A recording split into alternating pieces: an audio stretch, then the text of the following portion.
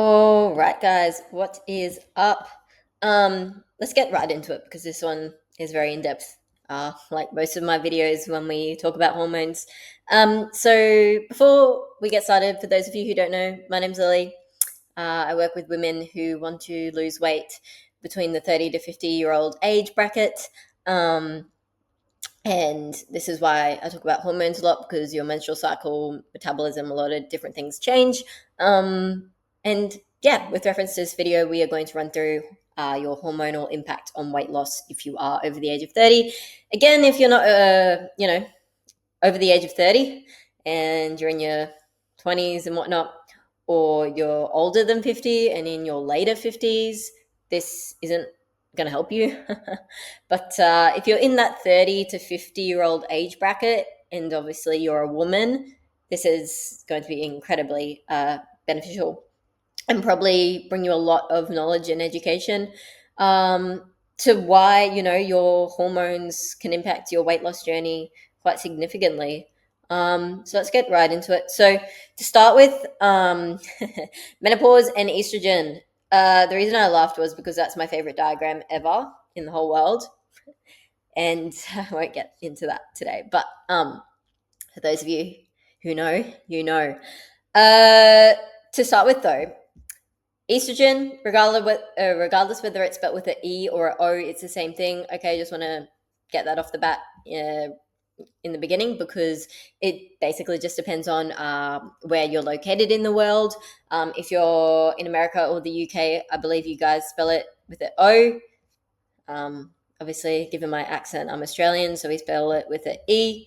In terms of my clientele, though, I have American clients, Australian clients, New Zealand clients. So, that doesn't matter. It's just a spelling. All right. So, menopause and estrogen. So, your estrogen levels obviously go up and reach quite a height in your 30s, not at age 30, within your 30s, okay? Because this is all generalized, but, I've worked with women who have had their reach their state of menopause earlier and reach their state of menopause later. So, it doesn't mean that you're unhealthy either. If you're overweight right now, you are unhealthy and you need to accept that. But with reference to menopause, it doesn't necessarily mean that you're unhealthy. So if you're watching this right now and you're at a healthy weight and you've already reached menopause in your 40s, it doesn't mean that you're unhealthy. But likelihood is if you're watching this video, you are overweight. So yeah. Anyway, obviously estrogen levels get to quite a height when you're in your 30s and then they slowly drop off. And they call this estrogen deficiency. Okay, see like how half this woman is not red and then it goes down and down and then like this woman's almost all white. In terms of the diagram, my goodness, but they call it estrogen deficiency, but like the truth is that's just their natural stages of life. Okay, so it doesn't mean like anything's wrong with you. It's just something we have to accept as women. Now the other thing, estrogen and menopause. So this red line here in this diagram is your estrogen, and then the blue line is your progesterone. And essentially, you can see within your fertile years, your progesterone is higher, and then when you hit perimenopause, your estrogen is higher, and then when you're in menopause, your estrogen also stays higher. The only unfortunate thing is in perimenopause or premenopause, there's a lot of fluctuations, and so negative symptoms can be quite severe. And for those of you who don't understand this on a deeper level, or at least would like to, with reference to estrogen and menopause in particular, as women approach perimenopause and menopause, which is between the 30 to 50-year-old age bracket, sometimes it's 35 to 50, as I said, estrogen just naturally declines, okay?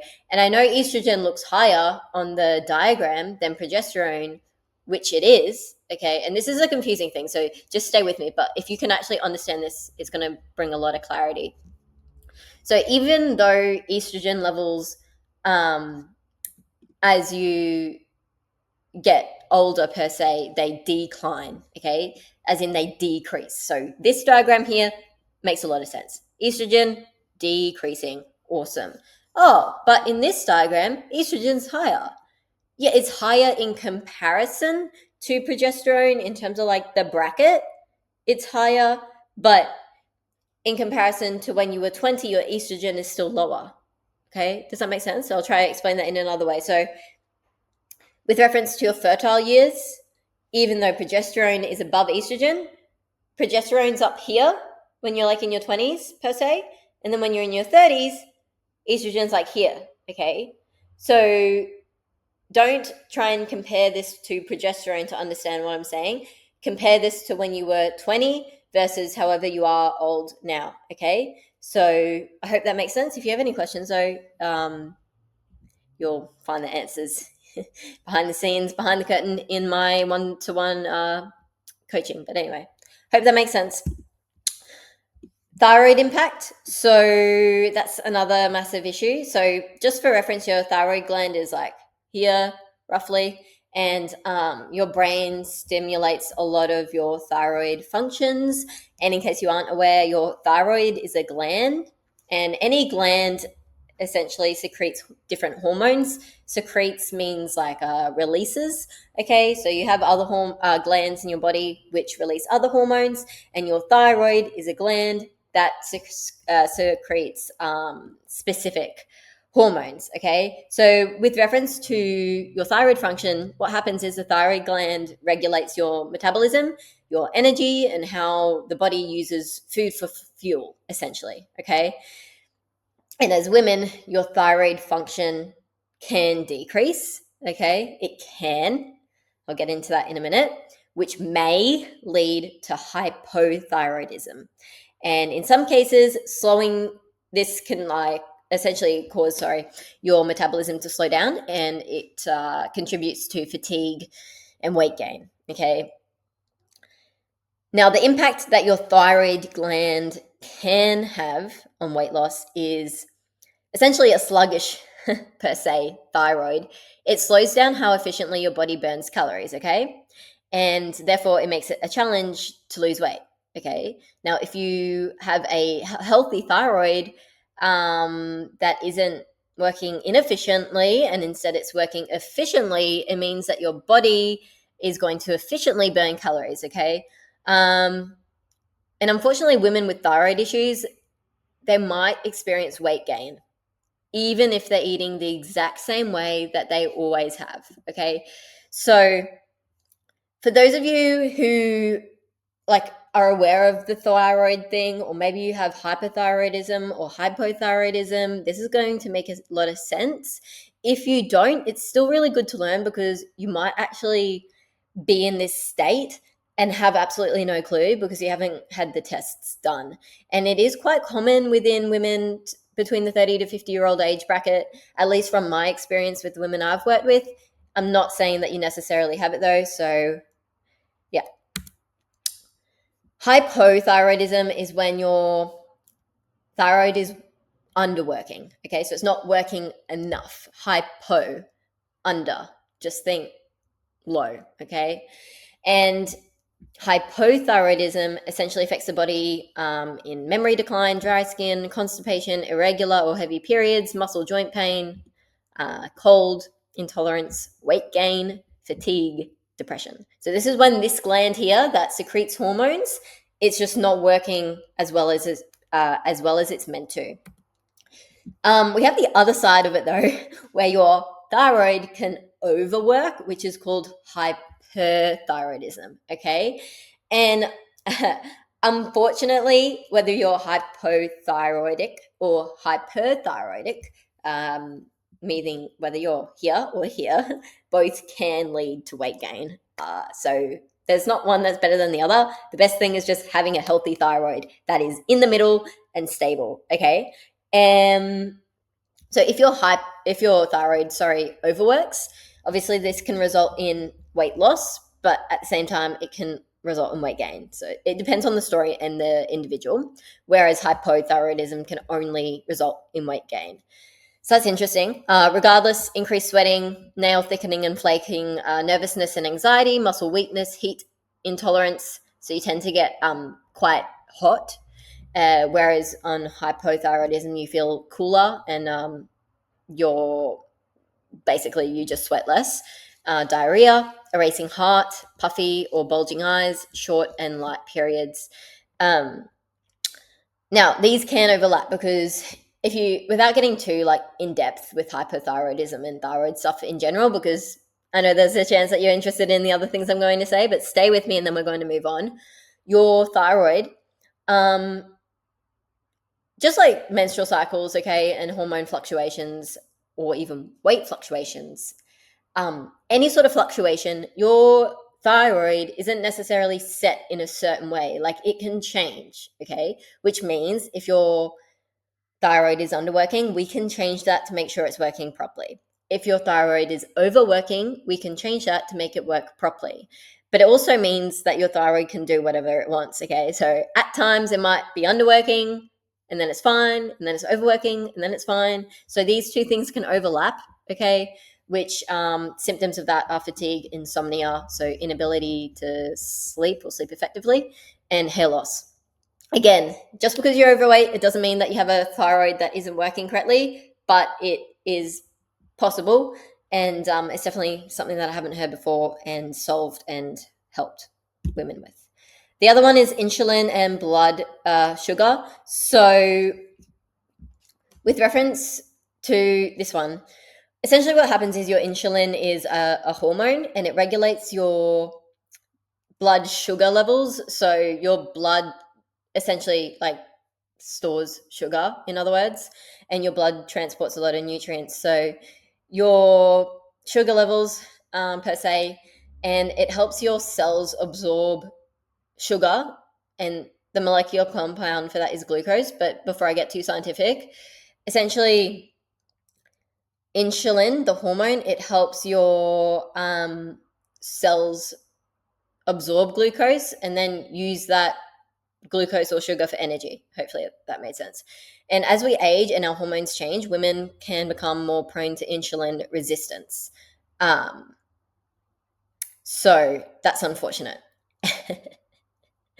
Anyway, and cells, therefore, they don't really respond to insulin effectively.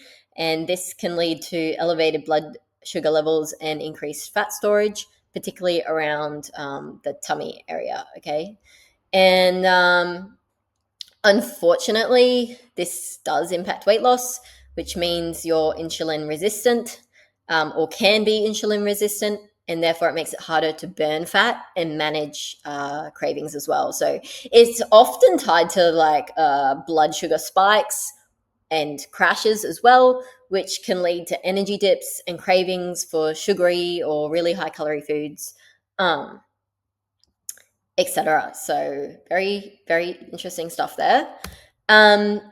This brings me to type 2 diabetes. So type 2 diabetes is like environmental lifestyle impacted, which you probably know. But long story short, if you have type 2 diabetes, you created that. But good news is it means that you can also not have type 2 diabetes if you go about it the right way. And sometimes to go about it the right way, you just need to get the right help.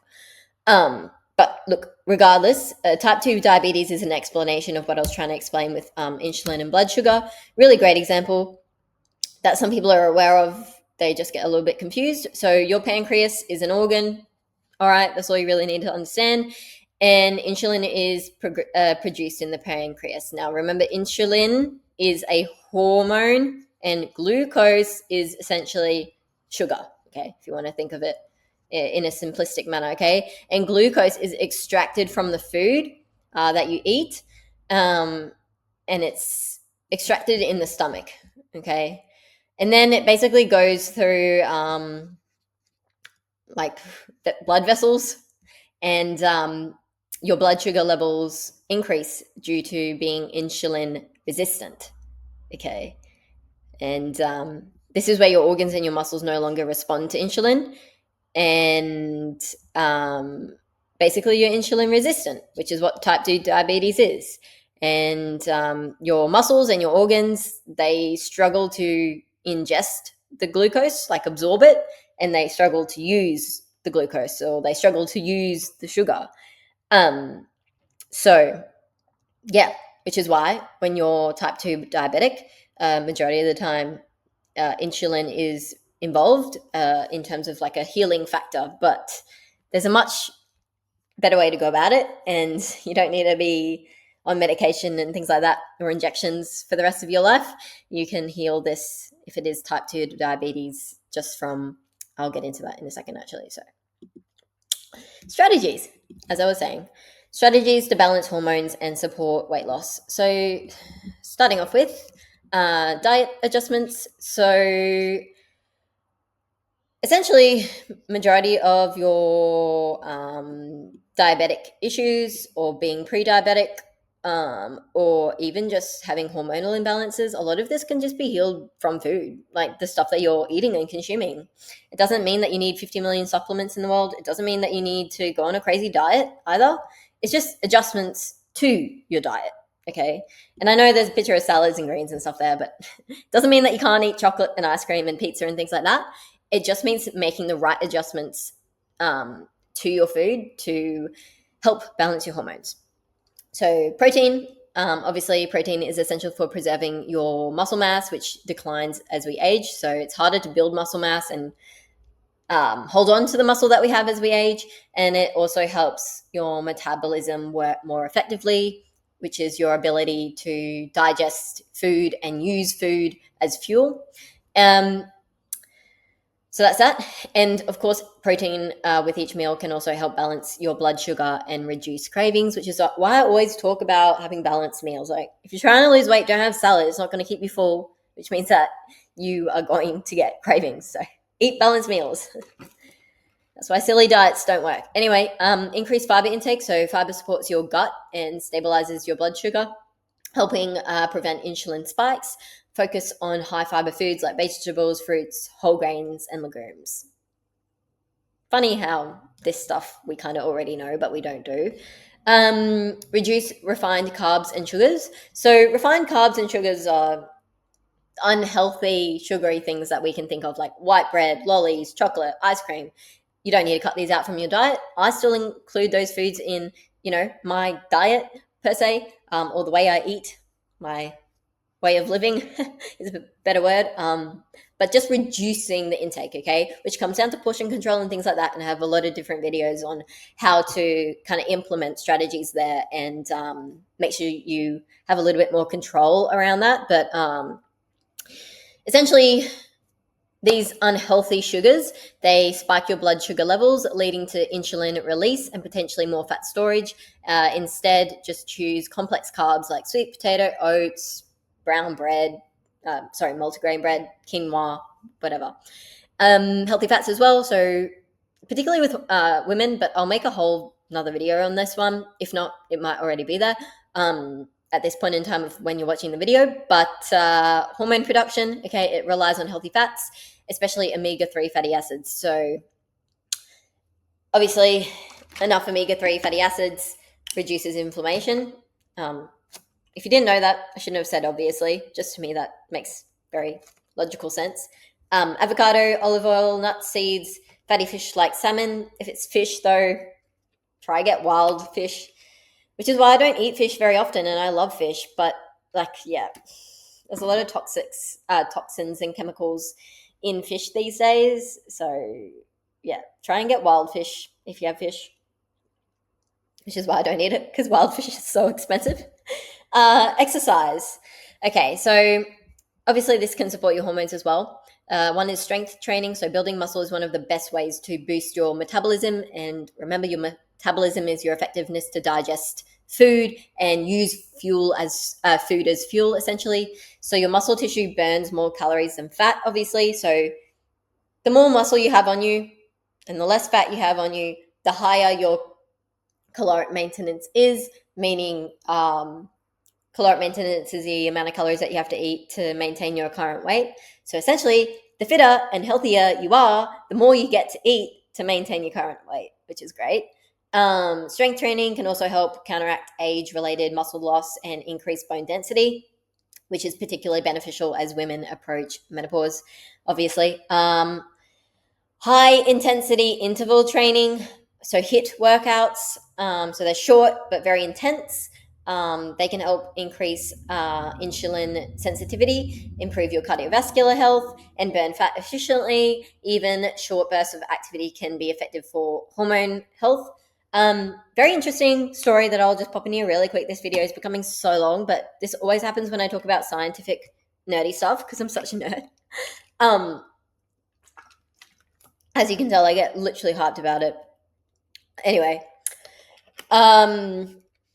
yeah, so I was trying to help one of my first online clients a very long time ago who lost 20 kilos and they wanted to embark on this running journey. And I was like, yeah, cool, I can definitely help you with that now. So that was like their phase 2 because they came such a long way and, experienced a lot. So anyway, and they said, what's the best way to increase my ability to like run longer? Because they noticed it was quite difficult for them to like increase how long they could run for.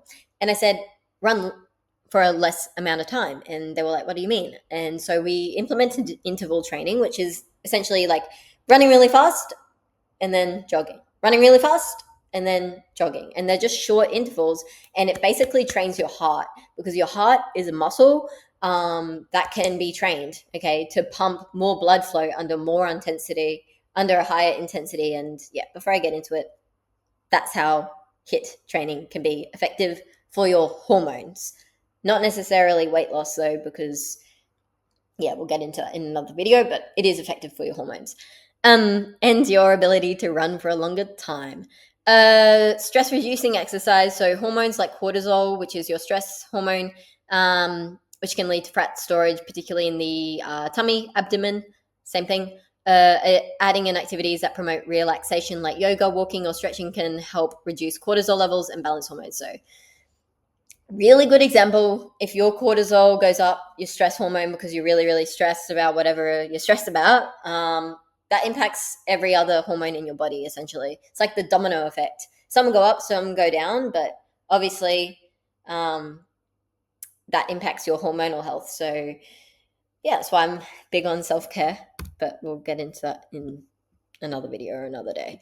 So lifestyle habits for your hormonal balance. One is definitely to prioritize sleep. Sleep is the only time your nervous system really has a time to rejuvenate. And if you're someone like me who works a lot and is very career driven, or maybe you're under a lot of stress for other means, it's the only time that your body's going to get a moment to like regulate. So if your sleep quality isn't good, then that's probably your primary factor there. And yeah, as I said here, poor sleep can disrupt your hormones like ghrelin and leptin. We'll get into another day. But yeah, essentially this regulates your hunger and satiety. Satiety, essentially your ability to feel satiated after a meal, often leading to increased hunger and cravings. Aim for 7 to 9 hours of sleep per night. At the end of the day, though, it's more about the quality of your sleep than the quantity. That's a good kind of thing to base your sleep off. Generally, manage stress. So high stress can obviously lead to increased cortisol, which can cause cravings for sugary, high-calorie foods and promote abdominal fat storage as well. Yeah.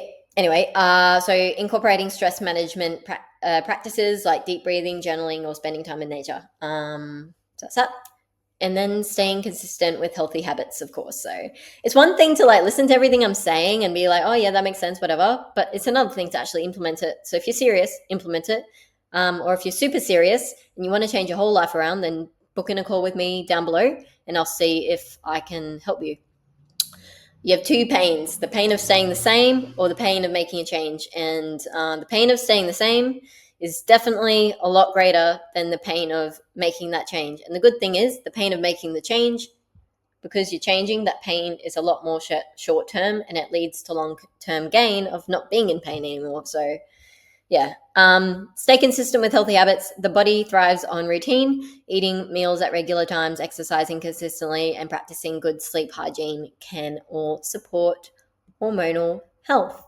So as I said, if you're serious and enough is enough, which I hope it is, because the worst thing is putting it off at the end of the day. Like, you could have achieved what you wanted a year ago, 2 years ago, last week, if you had decided to take action and get help from, a professional like myself who actually knows um, what they're doing. But yeah, look, all I really want to get across to you is that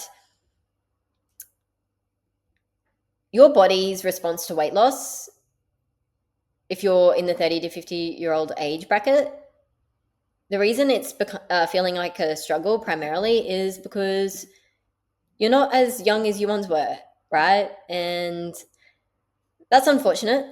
But at the same time, it is fortunate because it means that you're here. It means that you've experienced a lot in life. It means that you've created a lot of memories. And it means that you do have the chance to age gracefully if you choose to. And aging can be one of the most beautiful, graceful things ever.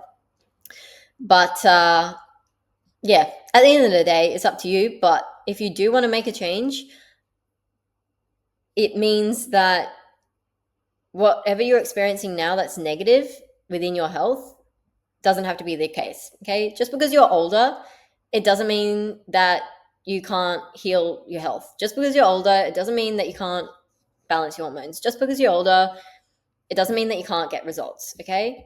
Just by making the right adjustments, you can get results. All right.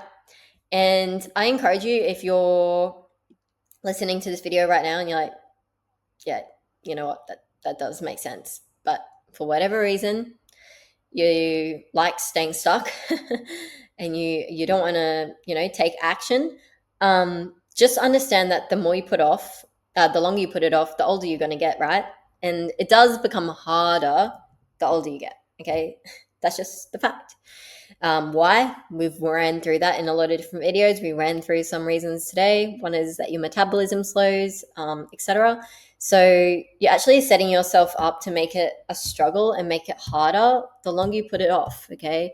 The earlier you start, the younger you are, and therefore the easier that journey will be. But regardless, it is easy if it just slots into your life, right?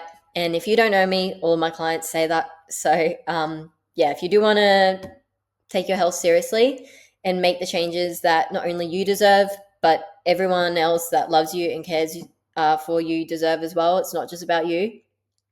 They need you as well. Then book in a call below and we'll have a chat and see if I can help you. And if I can, that's your decision. But yeah, obviously if I can't, I'll also let you know. But yeah, anyway, links below to book a chat. Hope you enjoyed this one. I know it was long, but hopefully it made sense. Hopefully it wasn't too scientific for you. And I will see you on the other side on Zoom if you are serious about making a change. If not, follow my Instagram. You can scroll through some of my other content till you finally decide to take action. See you in the next one.